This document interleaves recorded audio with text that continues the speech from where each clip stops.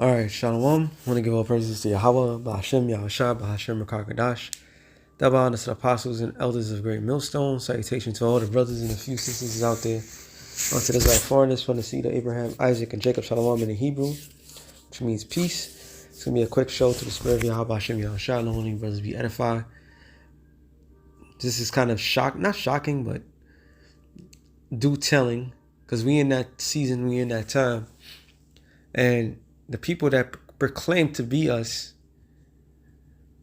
sure don't look like peace over there. I said, massive protests erupt in Israel. How is that possible? Are these supposed to be the people of God? So I just saw this, so I want to do a show on it. Basically says crowds fill the streets of Tel Aviv, and it's not for the Bati Boy parade that they normally have. After Prime Minister Netanyahu fired his defense minister over his opposition to judicial overhaul. So something is going down in Israel where God's chosen people, like I say it like that, but I mean what I say, is mad about Benjamin Netanyahu, who came back into office, for doing the things that he's doing. Something's brewing. All right. It says threat to democracy or much needed reform. Israel judicial overhaul explained. These are all headlines. It says why American Jews are distancing themselves from Netanyahu's government. It says Israel passed law shielding Netanyahu from being removed amid protests over judicial changes. So something's going on in that land that even CNN has to talk about it. Now, this is my first time really seeing this, which I'm not gonna really put, intervene or whatever. But the main question is, if these people are supposed to be the people of the Lord, why does it have protesters trying to overthrow their own government? All right? What's really going on? Now, I could be presumptuous, which I am going to be in this particular case. But, no, I'm not going to do that. But the overall thing is, things are getting dicey. Things are getting realistic now. There's a video that's circulating that the president of Kenya told his government to get ready in a couple of weeks to get rid of the dollar. And we know what the scripture says about, which I'm going to start with that one instead. 2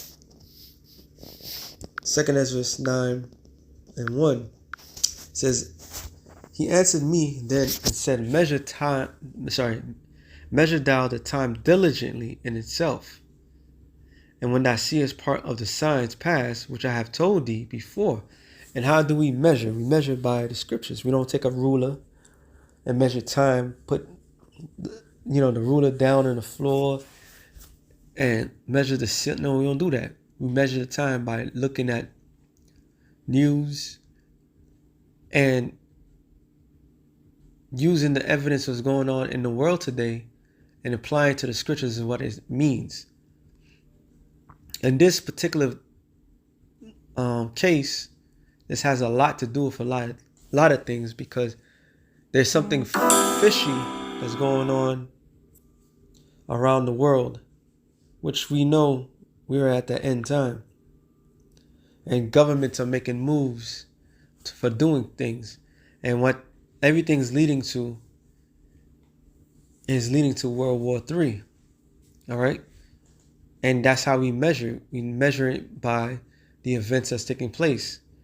It says, verse 2, then shall thou understand that is the very same time when the highest will begin to visit the world which he made. And how is the Lord visiting? By his judgments. The Lord he's not physically coming down yet, but he's visiting by his judgments. And his judgments is being seen To us, it's not seen to the world. The world could see the same thing we see, but they're not seeing it in the same vision the way the Lord gives us that vision to see.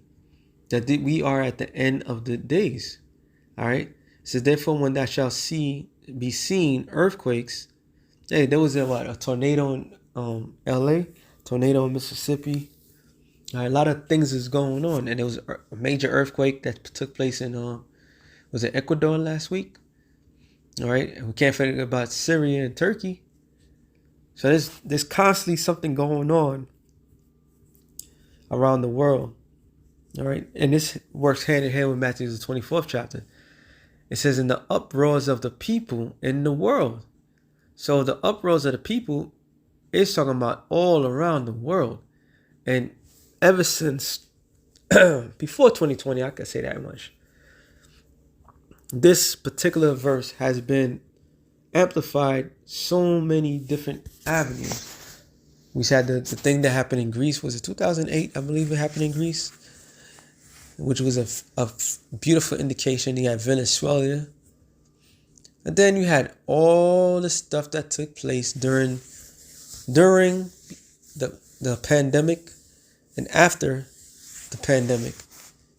And now you even having it in the land, which the land is called Jerusalem, which means Ya'ar Shalom, or Ya'ar Shalom, which means city of peace. There's no city, there's no peace there. All right? And I forgot what Tel Aviv is supposed to mean. But there's no peace there. Something is brewing, man. Something major is brewing. Where these people, all right, these supposed chosen people are upset. All right? And they put this man back into power. Or he probably stole it. You know, same routine. And since that happened, things are not going accordingly. Let me see. Which they prove to themselves, they prove to the world consistently that they're not the people. It says, Luke 10:18, and I said unto them, I beheld Satan as lightning falling from heaven. And it's not talking about actual heaven. Like, you know, the spiritual door open and the Lord kicks Satan out. No, it's talking about from his rulership. And that's what we're seeing. Okay? We're seeing the ungodly people going against their own people. Because, hey, we like to, we get on Esau all day, all night. But one thing we have to understand, they're not united. Nothing about these people are united. It says, Luke 11:18, if Satan also be divided against himself, how shall his kingdom stand? All right.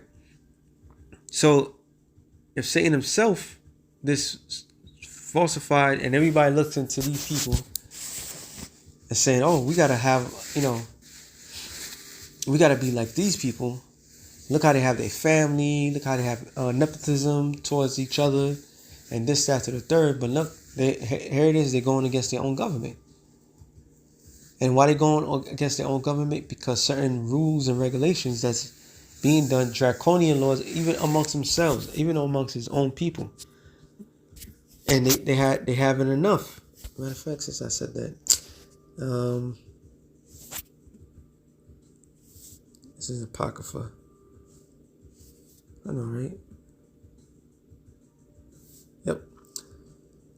Sirach 14:5.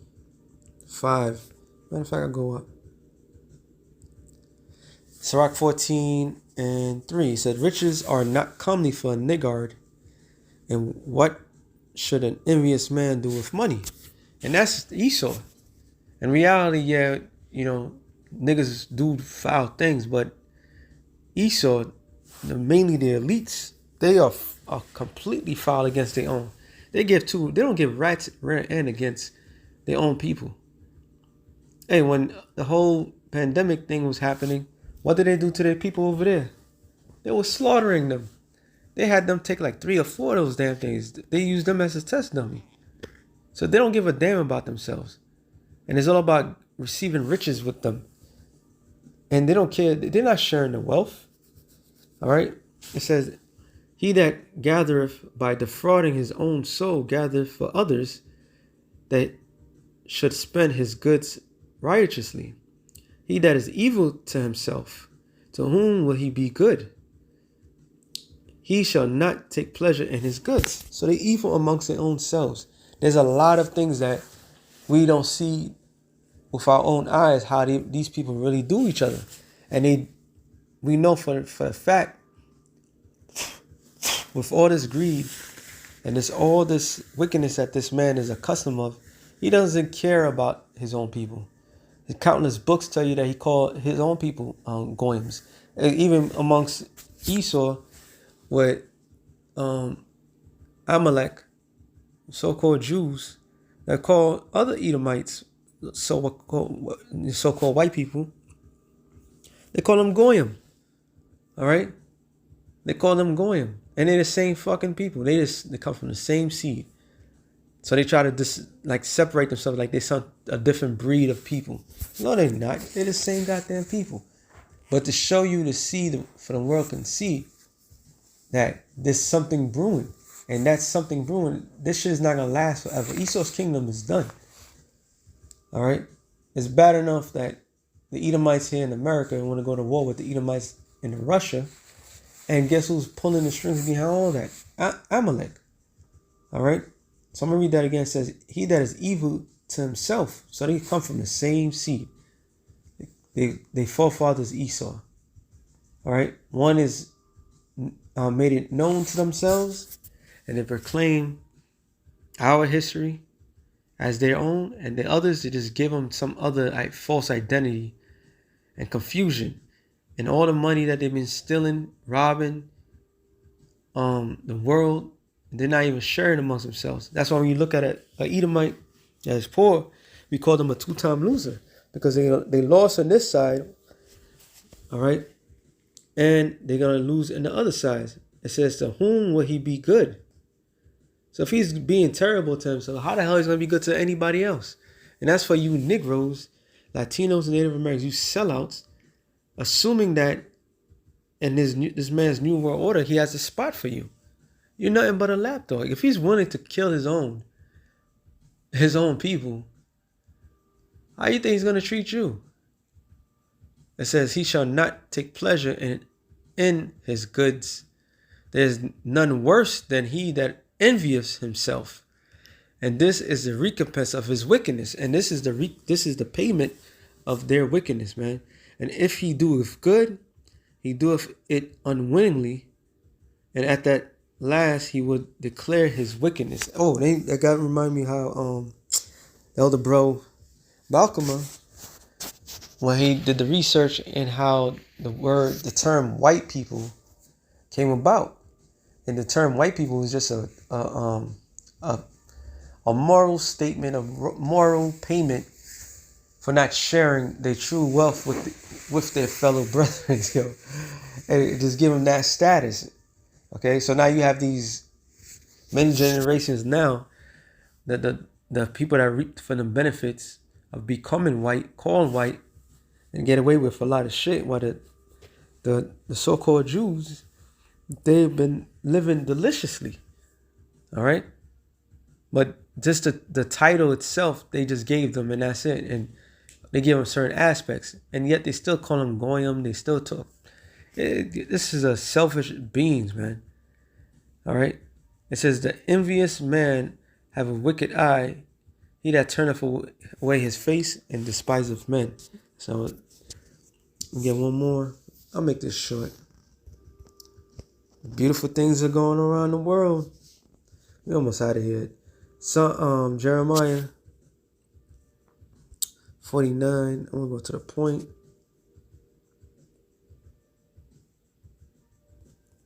It's further up.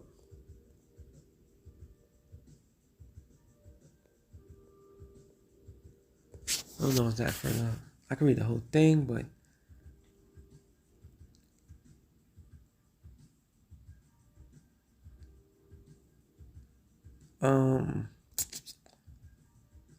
know what I'm looking for.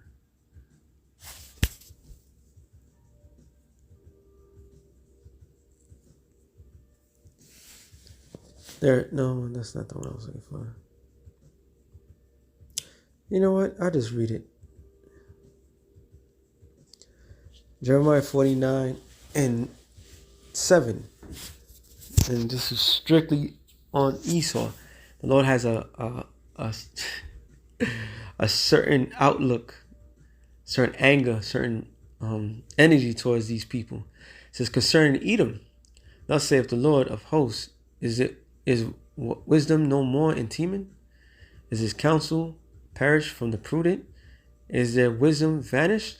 Flee ye, turn back, dwell deep, O the inhabitants of Dundee, for I will bring the calamity of Esau upon him. The time that I will visit him. Did not the Lord say that he's coming to visit the earth? Who's on rulership right now? Esau. If grape gatherers came to thee, would they not leave some glimmering grapes?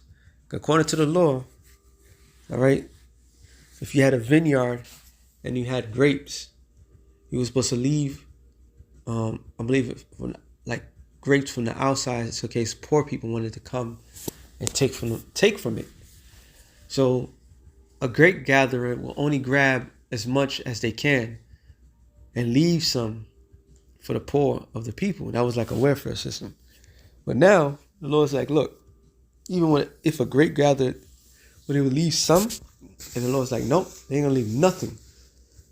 It said, if a thief by night, they will destroy till they have enough. Because time, and when thieves make their moves, because time is pressing, they don't want to leave. They don't want to take everything. But the Lord is basically saying, look, I'm about to take everything from you. All right. And while we're seeing this great division that's in the land, there's already great division. I believe there was one of the brothers told me that there was a law that Netanyahu pretty much passed a law against to kick Christians out, which you're not hearing that much about in the land of Israel. They want to kick the Christians out. They want to kick the Muslims out. They want to kick the Christians out. And there's a lot of so-called Jews. All right, you got the Zionists. You got there's another group. There's people that go against the Zionists. There's a lot of the great division that's going on. But this is what the Lord says. But verse 10, but I have made Esau bare, and I have uncovered his secret places, and he shall not be able to hide himself. His seed is spoiled. This is what I was looking for. His seed is spoiled, his brethren and his neighbors, and he is not. So let me read that again. But I have made Esau bare. So Esau, Edom, the nation, so-called white people. The Lord is exposing you. All right. He's making you bare skin for the world can see who you truly are. Everything about you is about to be unveiled. How much of a liar that you are.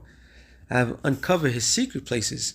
So all the things that you have done in the dark is becoming manifested in the light. He shall not be able to hide himself. Because why would they hide themselves? Because they do things in secret. They do things where nobody else can see. All right. His seed is spoiled, and his brethren and his neighbors. So everything around Esau, or everyone, they're spoiled. These things are taken from them. They take from themselves. And he is not. Who is the he is not? The elites. Everything that's happening, the elites are not being affected by that.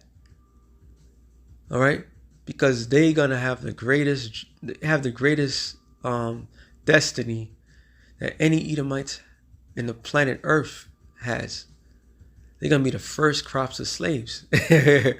That's the greatest destiny they have. They think they're going to rule the world to come. All right? They destroy their own. They devour their own. They take advantage. This whole drug thing that's going on, the beloved brother, I did a show on the bar about this Tranquil drug. Who do you think is responsible for that? The fentanyl thing. Who do you think is responsible for that? Hey, even crack cocaine. All right? It goes way back. Heroin. Who was pushing that? And they was not pushing. They was pushing the J, but it was also pushing to the poor of their people. All right? So this man don't give a rat's rear end about his own. But he himself, the top elites, the ones that's pulling the strings, they're not spoiled yet. They're not taken yet. But they're about to be. It says, leave the fatherless children. I will preserve them alive. And let the widows trust in me. So the Lord's like, look, there's a great slaughter is about to come. And it said, he's about to set aside a group of them so that they could be taken. All right. So they have a covering. All right. They have something, and they're being taken. Like the scripture says in what was it, Job, that they should escape from the missiles. Roughly paraphrasing it. All right. Matter of fact, let me get that real quick. Prove a point. Job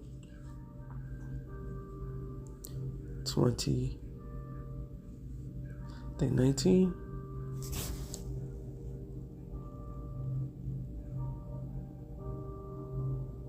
Oh damn, I should. Yep, let me just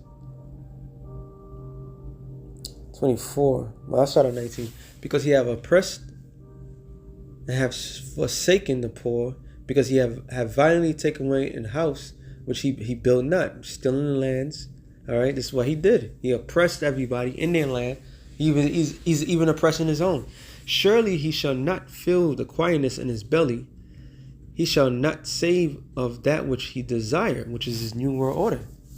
All right, that's his great desire. His desire is to suck up all the souls that he can muster at one time. It says, and shall none of his meat be left. Therewith shall no man look for his goods. Going back to the grape gatherers. Nothing is going to remain of him. In the fullness of his sufficiency, he should be in straits, and which means difficult time. Well, he's about to bring in a hammer. He's about to establish his new world order. He's going to be met by great resistance. And we're seeing some of that resistance in that land. Every hand of the wicked shall come upon him, which that wicked is not talking about. It's mainly talking about the workers. It's Israel. He's the wicked of our people. All right. All hands on deck on this one. And the scriptures didn't tell you that the earth itself is going to fight against this man. It says when he is about to fill his belly, Yahweh shall cast the fury of his wrath upon him and shall rain it upon him while he's eating. So as soon as they about to assume that the capstone, the top of the capstone of that pyramid is about to come down, the Lord is about to rain missiles on him.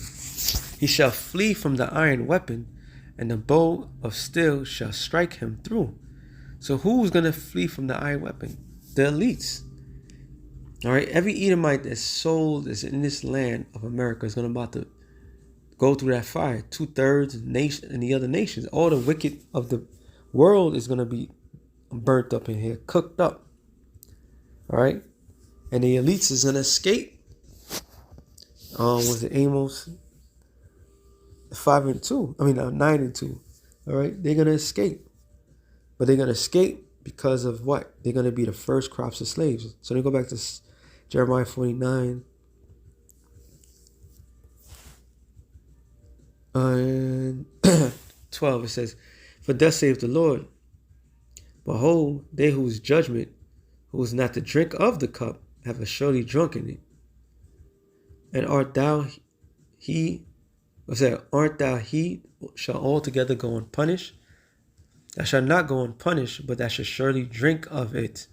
And whose judgment was not to drink of that cup? Israel, the real Israelites, the Negroes, Latinos, and Native Americans. What is that cup? That cup is slavery. All right, that cup, all part of that slavery. Deuteronomy 28 chapter. You have one of the main curses that put our people back lifetimes is what? Brother against brother. Broken homes, broken families. All right. Fatherless homes.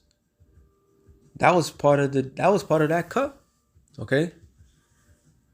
not knowing if you're going to live the next day or not. That's part of that cup. So slowly the Lord is removing that cup from us and giving it to these people. That's what the scripture says in what Isaiah 26:10.